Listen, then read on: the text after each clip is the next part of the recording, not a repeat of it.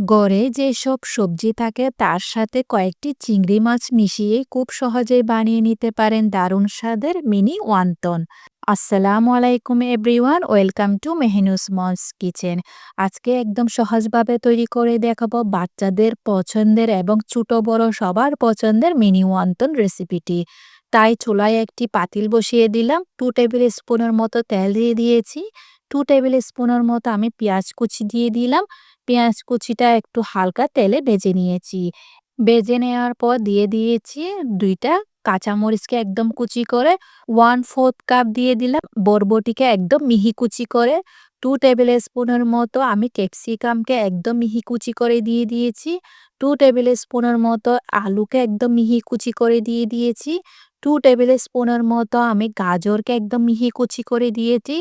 এবার 1/4 কাপের মতো আমি চিংড়ি মাছকে কুচি করে দিয়ে দিয়েছি। খেয়াল রাখবেন, আমি যেহেতু অন্তন তৈরি করব তাই সবজিগুলোকে একটু মিহি কুচি করবেন। 1/4 টিস্পুনের মতো লবণ দিয়ে দিলাম। 1/8 টিস্পুনের মতো গোলমরিচের গুঁড়া। 1 টিস্পুন দিয়ে দিয়েছি সয়া সস। এবার সব উপকরণ ভালো করে তেলের সাথে মিশিয়ে নিয়েছি। সবজিগুলো হতে বেশি সময় লাগে না, তাই চিংড়ি মাছ হতেও বেশি সময় লাগে না। ভালো করে মিশিয়ে চুলার আঁচ মিডিয়াম টু হাইতে রেখে সবজিগুলোকে রান্না করে নিয়েছি।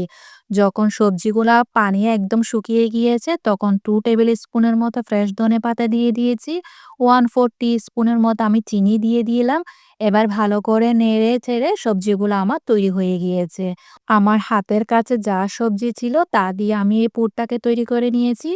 এখানে আপনাদের পছন্দ মতো সবজি দিয়ে আপনারা পুরটা তৈরি করে নিতে পারেন। এবার আমি 1 কাপ ময়দা নিয়ে নিয়েছি একটি মিক্সিং বোলে। সেই সাথে দিয়ে দিয়েছি হাফ টি স্পুনের মতো লবণ। তারপর দিয়ে দিলাম হাফ টি স্পুনের মতো চিনিকে গুঁড়া করে। ময়দার সাথে শুকনো উপকরণ একসাথে মিশিয়ে নিয়েছি। এবার এখানে দিয়ে দিলাম আমি 1 টেবিল স্পুনের মতো তেল। তেলটি দিয়ে ভালো করে ময়দার সাথে ময়ান দিয়ে নিবেন। ভালো করে ময়ান দেওয়ার পর এখানে আমি এবার পরিমাণ মতো পানি দিয়ে একটি সফট ডো তৈরি করে নিয়েছি। পানিটি একেবারে দিয়ে দিবেন না। হাতের সাহায্যে একটু একটু পানি নিয়ে ভালো করে ময়দার সাথে মিশিয়ে একটি সফট ডো তৈরি করে নিবেন।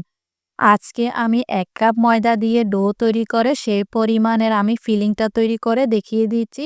আপনারা চাইলে বেশি পরিমাণে ডো তৈরি করে বেশি পরিমাণের পুর তৈরি করে বানিয়ে এই মিনি অন্তনটাকে ফ্রোজেন করে ডিপ ফ্রিজে রেখে খেতে পারেন প্রায় 1 মাসের মতো।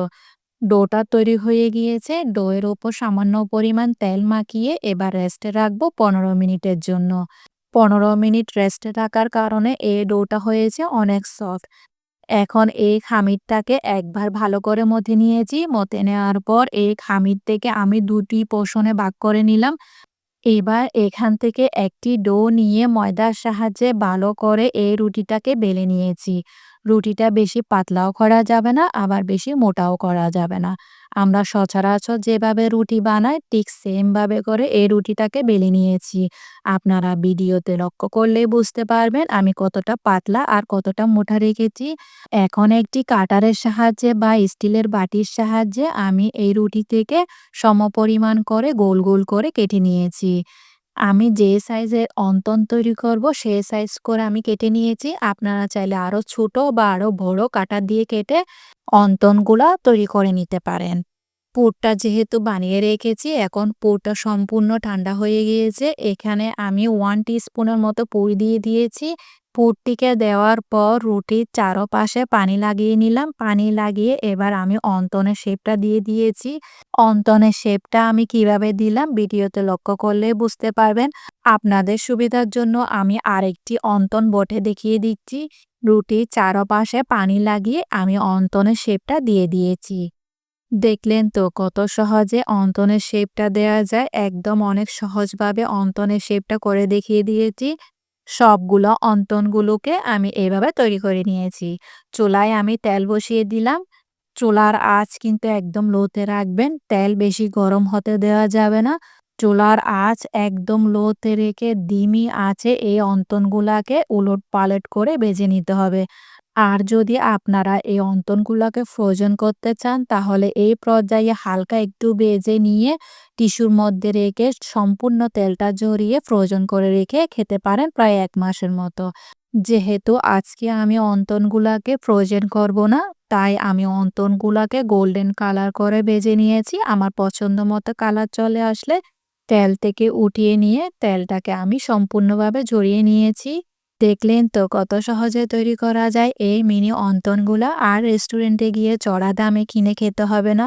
আশা করছি আজকের রেসিপি একদম সহজ এবং ভালো লেগেছে। যদি ভালো লেগে থাকে তাহলে ফ্রেন্ডস অ্যান্ড ফ্যামিলির সাথে অবশ্যই শেয়ার করবেন।